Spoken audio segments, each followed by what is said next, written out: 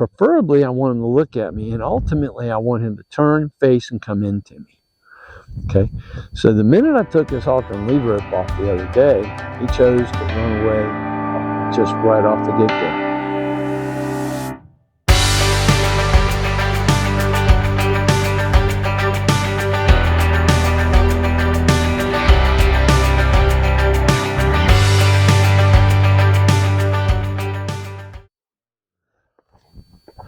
Alrighty.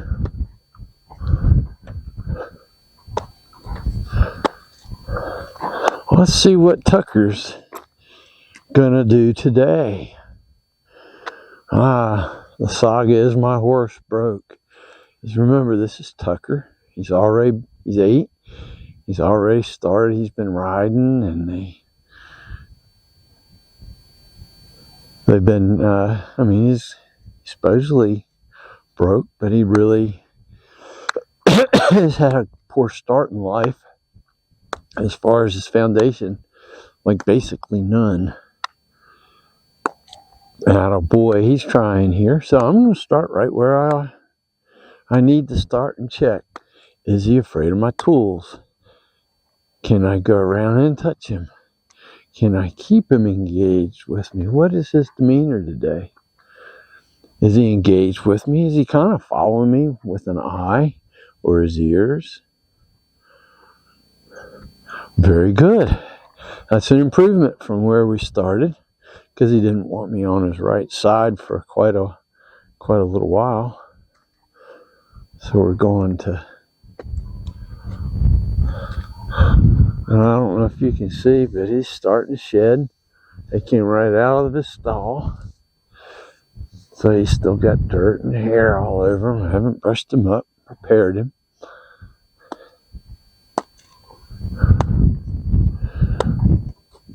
I'm still working on creating the relationship, getting him to make contact. I've reached out to Tucker, and Tucker's kind of shunned me. He doesn't think that I'm of value. He's learning that I've got a little bit of value. Now, he got a little close to me, okay? And the reason I back him up a little bit is so he can see all of me. See what I'm doing. See what my intention is. He's got to learn to be able to read me, just like I have to learn how to read him. But if you're too close to your horse, they can't read you. They don't get the whole picture. So they begin to look somewhere else. Okay, when we first started, Tucker was just worried about what was outside the pen, not what was going on inside.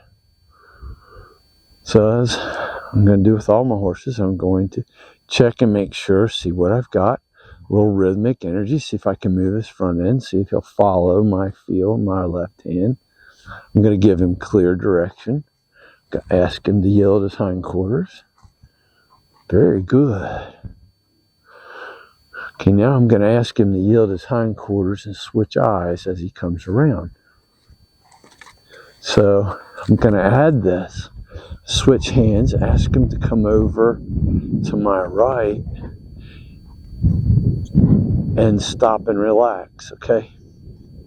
What that does is that puts pressure on his hip to move away for him to cross over. So I'm asking him to do something. Then as I move his shoulder over, I'm asking him to switch eyes so that he gets to relax looking at me out of his opposite eye where he just saw me ask him to move his hindquarters. So he gets to relax here. So if every time I go to ask to get on Tucker's right or left side, if he turns his head and blocks me, what I'm going to do is go there. He just tried to block me, okay? So if he tries to block me, he's done. So if he wants to block me on that side, what I'm going to do is come over here, say, okay. I'm going to ask him to yield his hindquarters. Keep it going, young man. Put a little effort in. I'm going to ask him to come over here, move his front end, and stand and relax here. That'll help you fix that problem. Okay? And it's not a problem in all reality. It's just what your horse thinks they need to do, or how they feel that day. That's okay. Stand and relax here. And when he gets here, breathe out. Relax. Breathe out. There he goes. Very good. Now I'm going to help him. And this is going to be for riding. We're moving in my stall. I'm going to ask him to back off a steady pressure. Very good. Now steady pressure supports rhythmic pressure, and rhythmic pressure supports steady pressure. Here we go. Very good. Back over here in the middle. So what I did was I opened my hand. I opened my hand so that my thumb and my forefinger were on either side of his nose.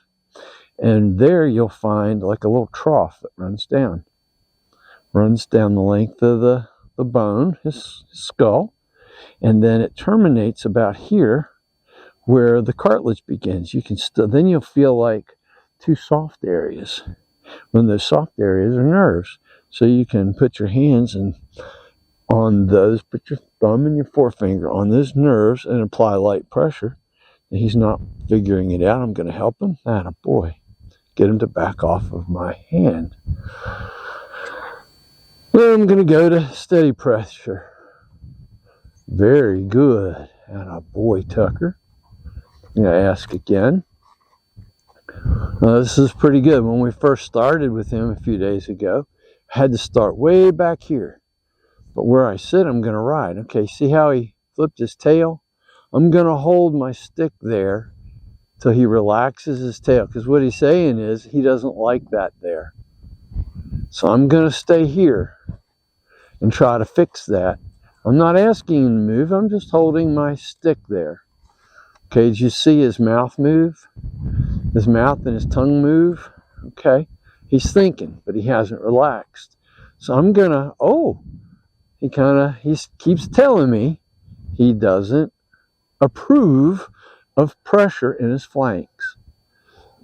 He picked his leg up. So I'm just going to stand here and hold pressure here right at his flanks. Not a whole lot of pressure, just a little bit. And I want him to realize it's not the end of the world. It's okay. So your horses keep their emotions in their hind end and athletic ability up front. So the emotions will come out back here. So I need to be able to really gain their trust and their understanding that I'm not here to hurt them. I'm here to communicate with them. And that I have to work through this and get him to relax to it long enough so that he becomes comfortable. And I have to do this on a regular basis. This is something that I'm always working on, always looking to see if my horse is uncomfortable here. He's looking at me, and I'm sorry you can't see this, but this is just where it stopped, where he stopped. Okay, he breathed out. I don't know if you heard him. He breathed out and relaxed. Okay, now I can take the pressure off. All righty. So I'm going to bring him back around here. So I brought my 20, my 12, and my 22-foot rope out in the round pen today because I was hoping to work, start him with his flank rope again today, and then start working with his back feet. So what I'm going to do is I'm going to start back here again. I'm going to rub. Rub, rub, rub. Rub, rub, rub. And he's kind of moved his spot. I can put pressure on up here because I want to move my spot to where my leg is going to be. Let's see if he's figuring that out. No, he hasn't. So I'm just going to hold pressure here till he figures out to move away from that. Very good. Okay. Now I want you to be, when you're working with this, really be aware of whether they're moving from the pressure when you ask or they're escaping the pressure. It's a very fine line. They can be escaping the pressure. If you watched a video with Buddy from the other day when I was asking him, the hindquarters, he's running forward, he was escaping the pressure, not responding to the pressure. So there's a big difference. Very good, attaboy. We'll move to your neck. I'm not going to stay there too long. We'll move to his neck. See if I can move his right front foot away. Now, as he turns his head, I'm going to keep myself into a position and let him move away. Very good. He moved his right front foot away. That's all I want. Let me try again. I'll get back here straight. I want him to move when I ask and not move away. Because a lot of times when your horse throws his head or rears up or kicks or bucks, they're not moving their feet. Sounds like they're moving their feet, but they're not. If you're asking one to back up and they rear up, it's just because their feet got stuck. Very good. Now he's moving his head and neck, but not his feet. So his feet are stuck. So this is where rhythmic energy, very good, can help you. But you might want to wait a little bit and have them get the idea first. Really good. Attaboy. You go back here and you edge your hind quarter around. Can you come through over here? Can you follow my hand?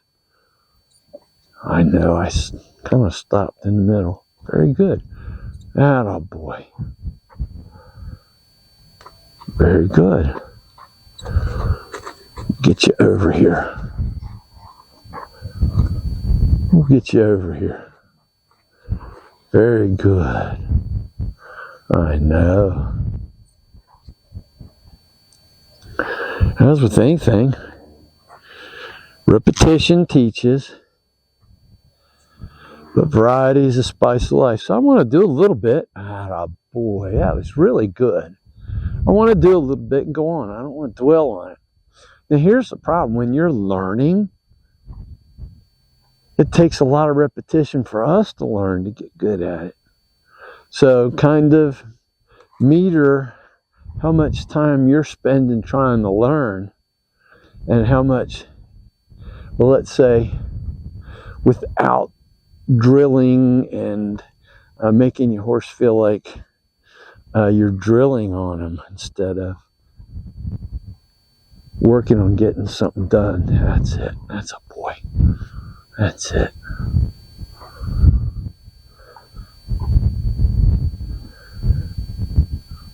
Head and neck. There he goes. Wasn't exactly where I wanted, but the main thing is, see, he didn't move forward. That foot may have moved a little bit forward, but his body didn't. So that's what I'm looking for. I'm looking for his body to stay still, but this foot to move over and back. Attaboy. We'll build on that another day. Can you move a little bit more? Attaboy. Yeah. Okay. So now we're going to ask him to go around. I've kind of got that going. He's not afraid of my tools. He still has a little bit of issue with motion. That's okay. Don't worry about it. It'll fix itself in a little bit. Stop your motion when they relax. Okay? Part of relaxing is lowering the head. When the pole drops below the withers, and release endorphins. It's a mechanical process that happens that they can't control. It just does. So if I can get him to lower his head below the let's say the pole below the withers, he's looking to relax. Boy, good. And I'm also kind of teaching him to duck. So what if I have to get him in a low area or underneath a branch or in a short trailer or a short barn? I can teach him to duck, and that's a good thing. I want my horse to know they don't have to raise their head, because when they raise their head, also that's when adrenaline is released. Okay, so if we promote lowering the head, we'll promote relaxation. Pretty cool stuff. Attaboy. Okay, so now let's maybe get you to move your feet around a little bit. So I'm going to ask him to go off to my right. What a good boy. He's already looking. I'm going to ask him now to move his shoulder on over. Very good. And I'm going to wait there. I want him to do something and wait. Gives him the chance to process. Okay, what's coming next? Not just react.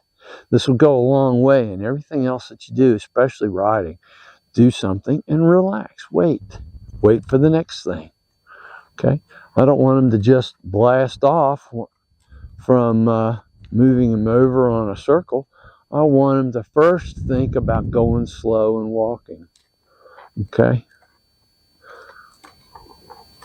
So when I'm trail riding or anything I'm doing, I want my horse to think slow and wait on me to build speed, not them take it into their hands, their own hands, and add speed when I haven't asked for it. Atta boy.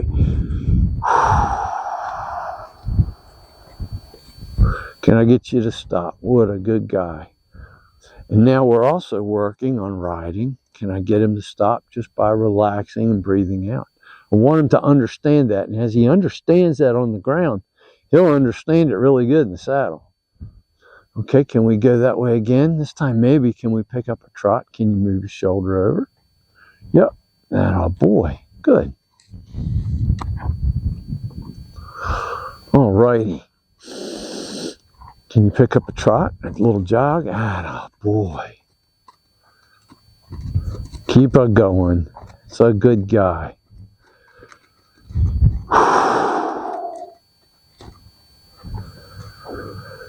Very good. He chose not to come in, but he did choose to look at me. That's a pretty cool deal. I'm really happy with that. He doesn't have to come in yet. I didn't ask him of it. But I am going to take note of that. Okay. We're going to go back off this way. Now let's see if we can maybe get you into a little canter. No, not in towards me. Out away. Attaboy on the circle. Move your shoulder over. That is great. Now you can go forward. Atta good boy. Okay, what he started to do, he wanted to kind of cut the corner of the circle off and come in towards me. That's not what I want. I want him to go out and stay on the circle. My job is to dictate direction and speed. His job is to go the direction I've asked and maintain the speed that I've asked until I ask him to slow down or stop or make a transition. So he asked a question there and I supported him. Now once he's on his circle, I'm going to relax. Okay? If he slows down and asks me a question, there it is. I'm going to first give him the direction. Can you go that way? Then I'm going to support it with my stick. Okay, but you need to go back out on the circle. Attaboy. Try not to make him wrong. Support. And as he goes on this circle, at the speed I've asked, I'll relax again. I'll bring my right arm with the lead rope back to my side, and my stick and string will be on the ground. Be careful. Don't have your arm out here all the time like you're pulling them along. Relax it, because it'll mean more to them when they ask you a question. That's interesting. That's the same place. Can you go this way again? Then I'll pick up my stick and string. And in another time or two, all I may have to do is point and give him clear direction. And he goes, oh, I get it. Do one thing at a time so it's clear to him. Here he goes. I'm going to ask him. There, he stayed out on the circle that time. I don't know if you saw him start to ask the question. Can I stop? Or am I doing the right thing? And I kept him going just by sticking my arm out. I didn't have to use my stick and string. Okay, so now I'm going to see if I can pick up a little jog. Can you pick up a jog? We got you a nice little walk. Attaboy. Remember, as he's going, drop your rope hand and your stick and string. Put the tip of it on the ground. That's your neutral place. What a good boy. Now can you go? I'm going to add more energy. Let's go. Oh, you're fine. Keep it going. Not ready yet. That's okay.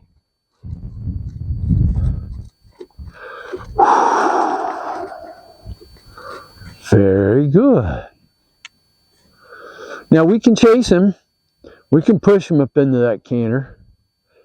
But if he's not offering it yet, he's not ready. And it's okay. I don't want to push him into it. I don't want to scare him into something. Now, there might be a time I need to do that, but I'm not going to do that yet. It's too early into playing with him on the ground. He's still not firm enough or solid enough with the things that I'm asking to see. I asked him to move his shoulder, and he blew forward. He kind of shot forward. I'm going to just turn him, ask him to move his shoulder over, not go forward. Don't want him to think everything forward. Attaboy. Let me shorten the rope up here. Nope, you got to back up, my friend. Move your shoulder over. Move your shoulder over. That's it. Keep going. Head's going up because the feet aren't moving. So I'm going to stay here. Attaboy. Let's go over here where we can work on that a little better. Oh, he's just confused. When the head goes up, it's because usually the feet aren't moving. I know. Okay. Ready? Let's try it again. And don't be afraid. Not attaboy. Don't be afraid to stop what you're doing, reposition, and start over again. There's no crime in it. They're not going to think, oh, I won. Okay? They're just confused. Heads up. He's confused. I'm going to not forward, not forward. Very good. There you go. Not perfect, but that's fine. Now let's go this way. Attaboy. Get you a little jog. Very good. I did the same thing. I reached out with my left hand, put my stick and string. Now I'm way back behind him. When I pick my stick and string up, it'll be behind him, and then I'll move it closer to him. And when he moves, that's when I'll put it down. The further away your stick and string are behind him, the less energy you throw at him. Let's see. See, I didn't have to go close to him, but now I'm going to go closer. Okay. Then he put more energy in. He walked. Then when I moved and spanked the ground closer to him, then he picked up a trot. There we go. Attaboy. Keep it going. Very good. Yeah. Attaboy.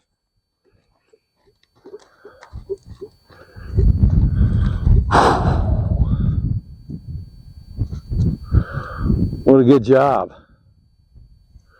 Very good.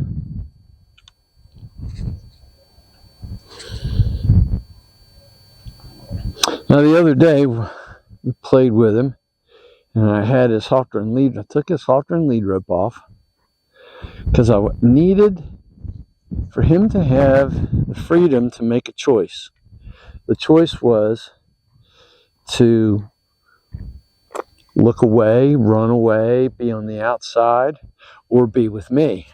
Now, this little deal that I do gives him that choice to look away, and when he does, I put pressure on him until he looks back at me.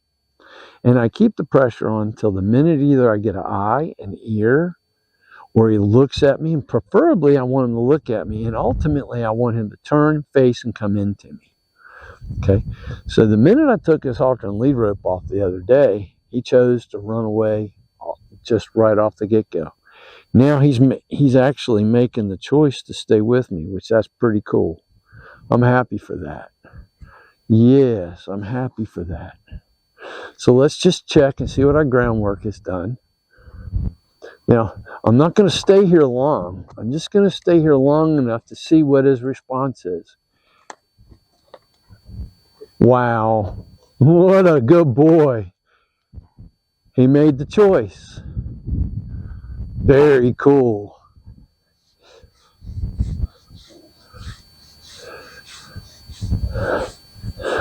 What a good guy. He made the choice to be here with me. Now I'm going to change his eyes, send him around the other way. He knows this. Can you go? Attaboy. It might not be as... Okay, he's choosing to go to the gate. You can't see it, but I'm going to put pressure on him. What a good guy. Can you come back and see me? What a good boy.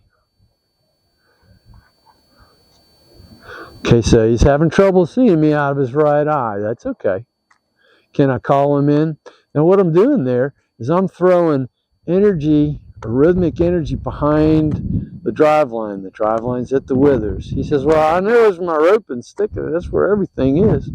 But I want him to catch me. Can you catch me? Can you catch me?